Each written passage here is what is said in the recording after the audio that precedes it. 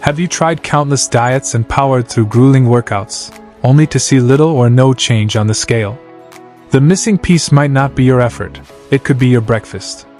Metabolic health expert Dr. Jason Fung explains that starting the day with the wrong meal doesn't just stall fat burning. It can actually prime your body to store fat from the very first bite. Breakfast is often underestimated, yet it holds the power to set the tone for your entire metabolism. No matter how much you exercise, this one meal can determine whether your body shifts into fat-burning mode or stays stuck in fat storage. One surprising insight Dr. Fung highlights is when you eat breakfast. While many believe you should fuel up right after waking, research suggests otherwise. A 2017 study in the journal Obesity found that delaying breakfast by at least 2 hours improved insulin sensitivity and boosted fat burning. The key lies in your body's natural hormonal rhythms. When your eating schedule aligns with these rhythms, your metabolism works with you instead of against you, making weight loss and energy balance far more achievable. Has already fueled you up for the day. This is part of the normal circadian rhythm. The circadian rhythm is that hormones in our body go up and down depending on the time of the day. And one of the things that we've noticed is that around 4 o'clock in the morning, 5 o'clock in the morning, just before you get up, most people have a surge of certain hormones. Growth hormone, cortisol, sympathetic tone, noradrenaline. These are the same as the counter-regulatory hormones that you see during fasting. The point of these is to take energy that's stored away, such as body fat, and take that energy and push it out into the bloodstream so that you are fueled up for the day. So as soon as you wake up, you actually don't feel very hungry because of the effects of all these counter-regulatory hormones. Your body's saying, hey, I have lots of energy, I don't need to eat. When you look at the circadian rhythm for hunger, most people, on average, are lowest at around 8 a.m., which is also the time of the day when you've eaten the furthest away. So hunger is not simply a state of how long you haven't eaten, it reflects the state of the hormones. And the hormones are telling you, you have enough energy to get going. So don't break your fast the minute you get up, because you're going to stop the body from using stored calories or body fat. If you're not hungry, why not let your body get moving first? Do something with the energy that the body is already pushing out into the blood. The first step to a fat-burning breakfast is tuning into your circadian rhythm. A consistent sleep schedule helps your body maximize the natural fasting period that happens overnight, setting the stage for efficient fat burning. When you wake up, resist the urge to head straight for the kitchen. Give your body time to transition, hydrate with water, move around, and allow your system to prepare for nourishment.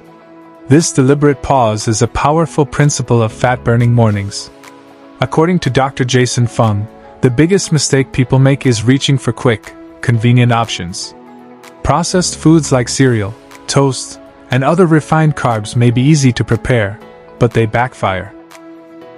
Instead of keeping you satisfied, they spike your blood sugar, leave you hungry soon after, and push your body toward fat storage rather than fat loss. Our refined carbohydrate is that it's convenient.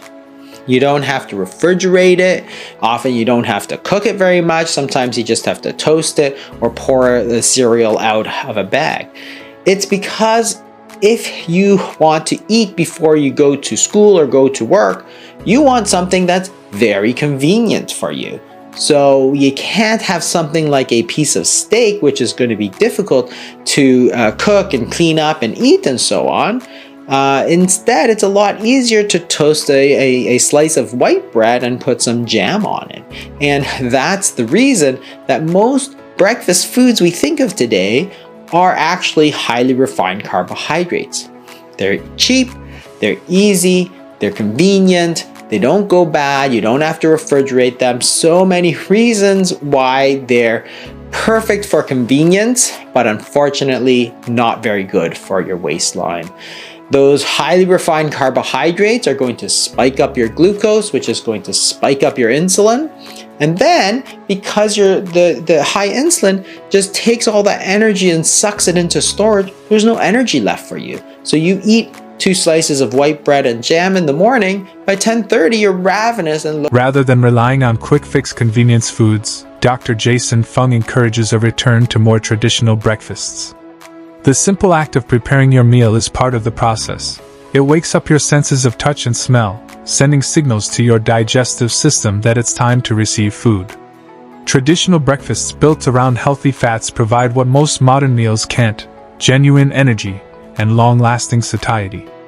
With the right ingredients, a single well-balanced breakfast has the power to carry you through the day.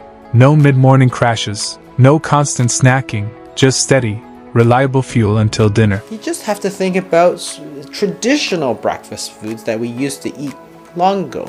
Eggs, for example, great. Bacon, meats like sausages, steak and eggs is classic. Slow-cooked oats, not the instant ones that we have, which are highly sugared, but the old oats. Yes, they're carbohydrates, but there's a lot of fiber in them. The glycemic index isn't that low. It's not that highly refined. So those traditional breakfast foods are okay. And if it's too difficult because you don't have time to eat breakfast, you don't have to put something in your mouth immediately. Dr. Jason Fung places particular emphasis on the dangers of fructose, calling it one of the main enemies of anyone trying to lose weight.